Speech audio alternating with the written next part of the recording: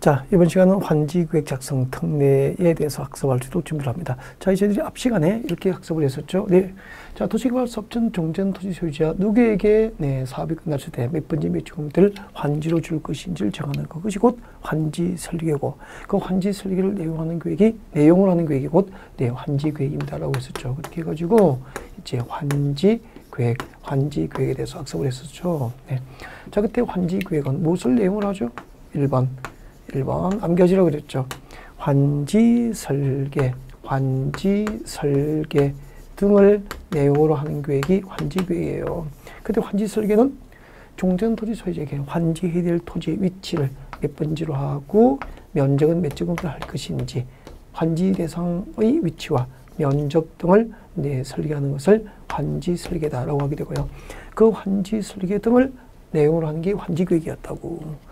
자, 그때 환지 설계를 할 때 100번지 농지 소유자 갑에게는 100번지 농지가 갑은 좀 못생겼어. 그래서 도시개발이 끝나고 200번지 위치에 조성된 택지 500조를 환지 줬어. 평당 500만 원이야.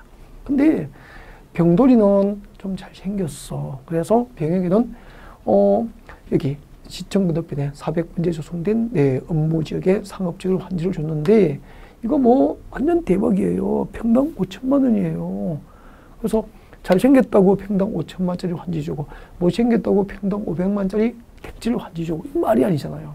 그래서 모든 종전 토지 소유자가 인정할 수 있는 객관적 기준에 의해서 환지 대상의 위치와 면적이 결정돼야 되겠죠. 그래서 자, 환지를 정할 때, 이 환지 계획을 정할 때, 환지 설계를 할 때는 다음 기준에 의해서 환지 설계를 하세요라고 이제 국회에서 법을 만들게 된 거죠. 자, 환지 설계를 할 때 원칙입니다. 환지 설계를 할 때는 자, 이 종전 토지하고 새로 환지를 토지의 첫 번째 무엇이 같아야 되죠? 위치가 같아요. 위치. 그러니까 종전 토지의 위치가 100번지였으면 새로 그 종전 토지 소유의 환지할 토지도 100번지 위치에 환지를 주라는 거죠. 가장 좋은 거죠. 위치가 같고, 두 번째 뭐가 같아야 되죠? 지목이 같아요. 지목. 잡종지를 가진 자인 잡종지를, 대지를 가진 자인 대지를 환지 주는 거죠. 위치, 지목, 면적별. 똑같은 면적별, 간보유를 제공하는 거죠. 똑같은 토지 부담률을 제공합니다. 무슨 얘기냐면은 그 100번지 농지 소유자 갑은 1000제곱미터 농지를 갖고 있었잖아요. 근데 도시개발이 끝나고 200번지에 조성된 택지로 500제곱미터를 돌려받았잖아요. 근데 갑에게 환지로 돌려주지 않고 도시개발 사업 목적 달성을 위한 용도에 쓰려고 보류한 토지가 500제곱미터잖아. 이 도시개발 사업전 종전 토지자 갑의 입장에서는 이 돌려받지 못한 보류지만큼 이번 신도시개발을 위해서 부담을 한 거잖아요. 그러면은 갑의 종전 토지 면적 1000제곱미터에서 도시개발이 끝나고 200번지에 조성된 택지로 500제곱미터 돌려받았고, 이 보류지로 정한 갑에게 환지로 정하여 주지 않고 보류된 토지가 차지하는 비율을 뭐라고 하면 토지 부담률이라고 그래서 갑은 종전 토지 면적의 50%를 신도시개발에서 부담을 했죠. 그래서 토지 부담률이라고 그래요. 여러분, 환지계획의 토지 부담률이 50%라고 가정을 하면 갑은 종전 토지 면적 1000제곱미터 중에서 50%에 해당하는 500제곱미터를 보류지로 신도시개발에서 부담을 한 거예요. 그 중에 일부를 팔아서 이제 도시개발사 경비에도 쓰고 도시개발사 목적 달성을 위한 용도에서 쓰고 하는 거예요. 자, 그래서 모든 종전 토지 소유자에게 환지를 정할 때는 이렇게 면적 비율 같은 토지 부담률을 적용해야 된다, 뭐 그런 의미예요. 그 다음에 위치, 지목, 면적, 그리고 토질이죠. 토질이 같게. 종전 토지하고 새로 환지할 토지의 토질이 같게. 진흙땅은 진흙땅, 사질토는 사질토, 그런 뜻이죠. 항토 땅은 항토 땅, 토질, 수리, 물을 이용하는 관계죠. 그리고 이용 상황. 종전 토지의 이용 상황이 매우 양호했으면 이용 상황이 매우 양호한 토지를, 그런 뜻이죠. 환경도 동일하게. 그래서 종전 토지와 새로 환지할 토지의 위치가 같고, 지목이 같고, 면적이 같고, 토질이 같고, 수리 관계, 이용 상황, 환경이 같게 환지 설계하자는 것을 원칙으로 합니다. 자, 그때 위치, 지목, 면적이 같도록 환지를 설계합시다. 이게 뭐죠? 면적주의라고 그랬죠. 면적주의. 토질, 수리, 이용 상황, 환경이 같도록 환지를 설계합시다. 라고 하는 주장을 뭐라고 그러죠? 평가주의.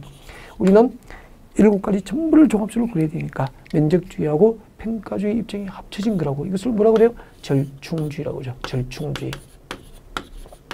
절충주의. 그래서 절충주의 주장에 따라서 종전 토지하고 새로 환지할 토지의 위치가 같고 지목이 같고 면적이 같고 토질이 같고 수리, 이용사와 환경이 같도록 환지가 이루어지면 청산 절차가 필요 없는 가장 이상적인 환지가 이루어지게 됩니다. 이를 적응환지라고 그래요. 그래서 절충주의를 채택하면은 가장 이상적인 환지, 적응환지가 이루어지는 것이고, 적응환지가 이루어지기 위해서는 절충주의를 채택해야 되기 때문에 환지계획 작성 원칙은 절충주의 원칙으로 해도 맞고 적응환지 원칙이라도 맞는 거예요. 자, 지금까지 이제 환지계획 작성할 때 특례에 대해서 설명했고요. 이 특례 원칙에 대해서 설명했고요. 지금부터 이 특례가 있습니다. 환지계획 작성할 때 다음에 특별한 예배들이 인정되는데 한 9가지 정도, 약 9개 정도의 환지계획 작성 특례를 준비해야 돼요. 자, 여러분 자료 같이 볼까요? 자, 환지계획 작성 특례 1번. 자, 종전 토지 소유자가 환지 제외 신청을 하거나 환지 제외에 동의하면은 그 토지의 전부나 일부에 대해서 환지를 정하지 아니할 수 있는 특례가 인정됩니다. 네, 예를 들면은 여러분 지금 토지 부담률이 50%면은 101번지 600제곱 농지를 소유하고 있는 어른 도시개발 사업자에게 300제곱미터를 환지달라고 할 수 있죠. 근데 이 종전 토지 소유자 을이 저에게는 환지를 주지 마십시오라고 도시개발 사업자에게 환지 제외를 신청하거나 환지 제외에 시행자의 환지 제외에 동의하면 특례로서 을에게는 300제곱미터 환지를 정하지 아니할 수도 있다는 거죠. 단 이 경우 조심해야 되죠. 자, 종전 토지 소유자가 환지 제외를 신청하거나 환지 제외에 동의하면 특례로서 환지를 정하지 아니할 수 있지만 그 토지에 임차권지 등이 있을 때는 반드시 그의 동의를 얻은 경우에만 환지 제외가 가능해요. 그리고 청환지할 수 있고 감환지할 수 있어요. 청환지는 뭐냐면은 토지 부담률이 50%면은 그죠? 100번지 1000제곱미터 농지 소유자 갑에게 500제곱미터를 환지를 주면 돼요. 그죠? 근데 그 500제곱미터를 환지를 주는 게 원칙인데 플러스 100에서 600제곱미터를 환지를 준 거예요. 그러면 토지 부담률보다 면적을 더 늘려줬잖아요. 100제곱미터가. 그래서 이것을 증환지라고 그래. 근데 100번지 농지 소유자 1000제곱미터 농지를 갖고 있는 갑에게 토지 부담률이 50%면은 500제곱미터를 환지 주는 게 원칙이잖아. 면적을 줄여서 400제곱미터를 교부했다. 그러면 마이너스 100이죠. 기준 면적보다 400제곱미터를 줄였잖아요. 그래서 이것을 감환지라고 하는 거야. 그래서 증환지, 감환지 할 수 있죠. 그리고 과수토지는 환지 대상에 제외할 수 있어요. 무슨 얘기냐면은 자, 400번지 100제곱미터 농지 소유자 병이 있습니다. 100제곱미터예요. 그럼 토지 부담률이 50%면은 병에게는 얼마 줘야 되죠? 종전 토지 면적이 100제곱미터니까 50제곱미터를 환지 주면 돼요. 근데 50제곱미터는 약 3.3제곱미터가 한 평이니까 나누기 3.3으로 하면은 17평밖에 안 돼.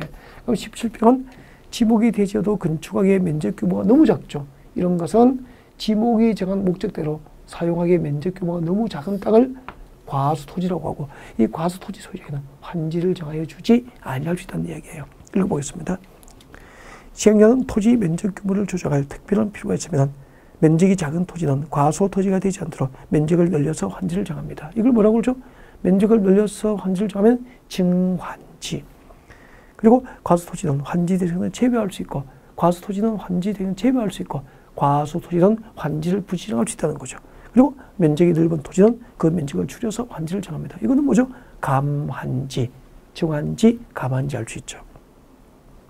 그래서 환지계획 작성 특례 몇 개 했죠? 4개를 했죠.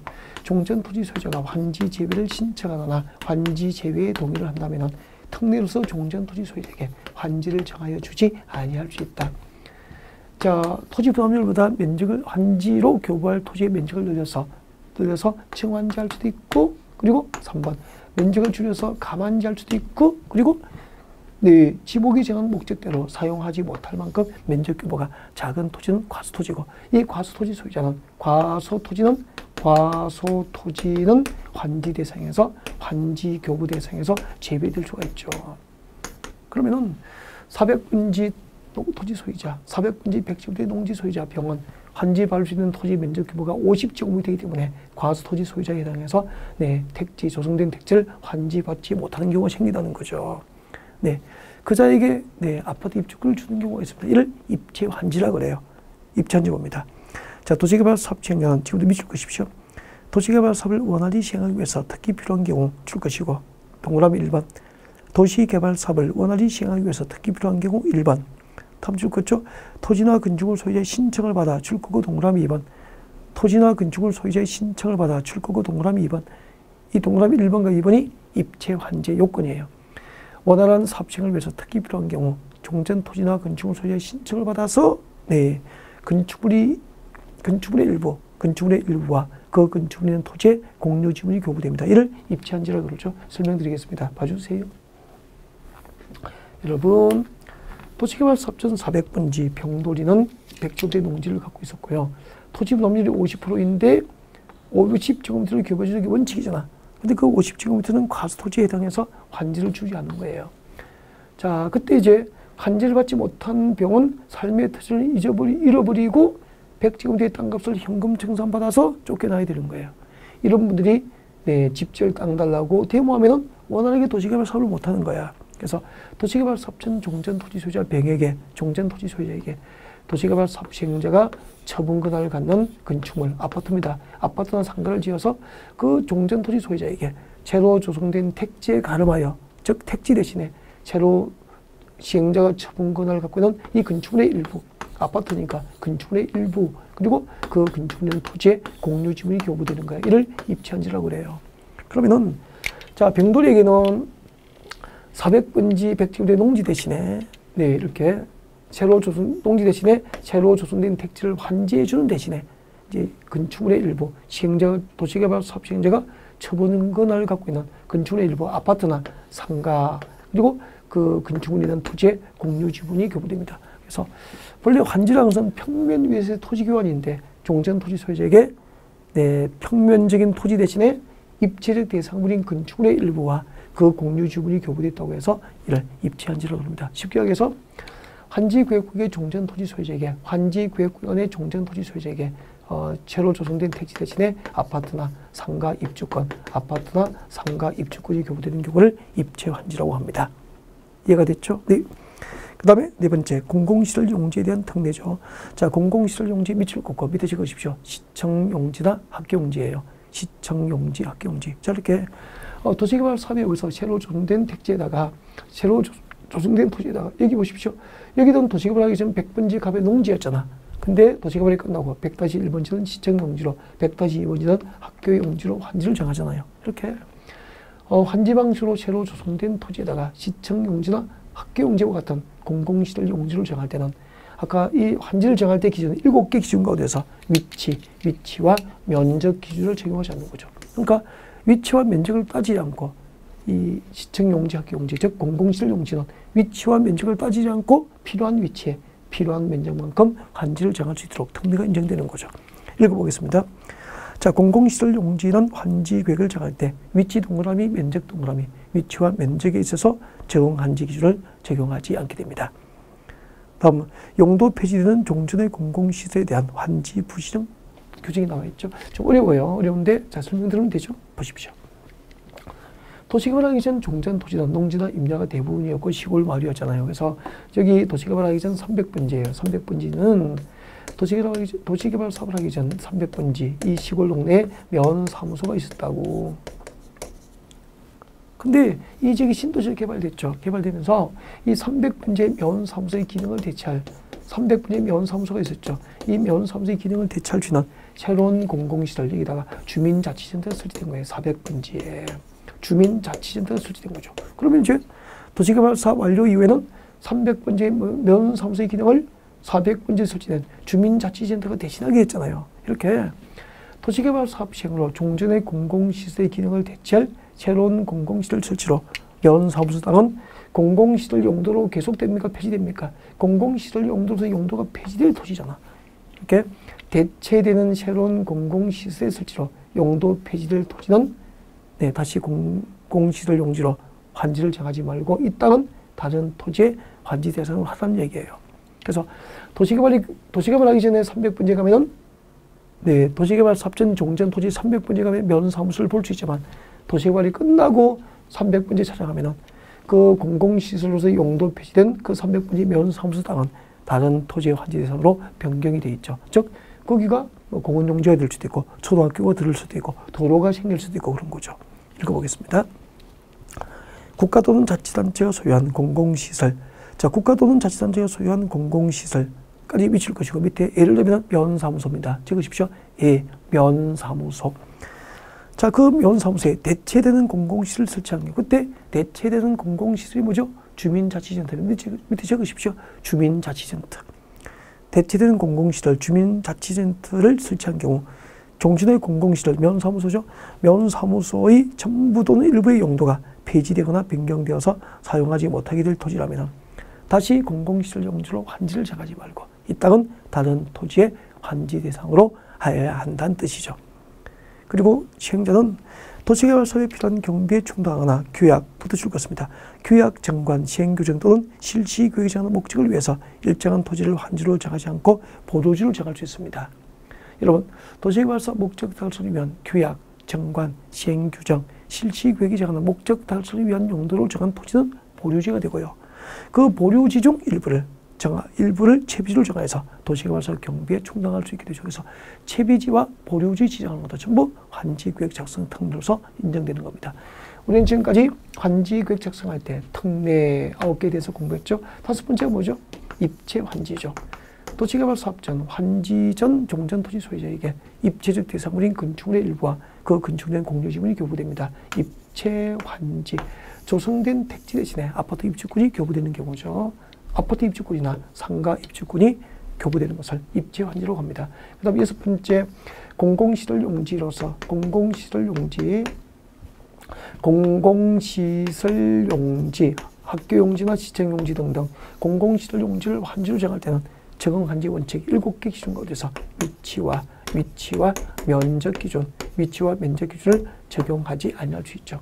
그리고 7번째, 종전의 공공시설의 기능을 대체할 새로운 공공시설 설치로 용도 폐지될 토지, 용도 폐지되는 종전의 공공시설은 환지를 정하지 않고 이를 다른 토지의 환지 대상으로 합니다. 다른 토지의 환지 대상으로 할 수 있다. 그리고 8번째, 채비지 지정이나 채비지 그리고 보류지 지정 등은 전부 환지계획 작성 특례로 인정되는 거죠. 도시개발 사업이 정한 규약, 규약이나 정관, 규약, 실시계획, 시행규정 등이 정한 목적 달성을 위해서 환지를 정하지 않고 보류하면은 뭐죠? 보류지. 그리고 그 보류 중 일부는 처분해서 경비에 쓸 수 있는 용도를 정합니다. 처분해서 경비에 쓸 수 있는 용도를 정하면 뭐가 되죠? 채비지. 목적, 규약, 정관, 시행규정, 실시계획에 정한 목적 달성을 위한 용도로 정한 토지를 뭐라고 하죠? 보류지. 여기까지 환지계획 작성 특례였고요. 이거 처음 들으면 상당히 어렵지만 수차례 반복적으로 학습하는 과정에서 서서히 귀가 열리는 거예요. 일단 여기까지 하고 자 문제를 확인하고 다음에 다시 반복할 수 있도록 그렇게 했으면 좋겠습니다. 자, 오십시오.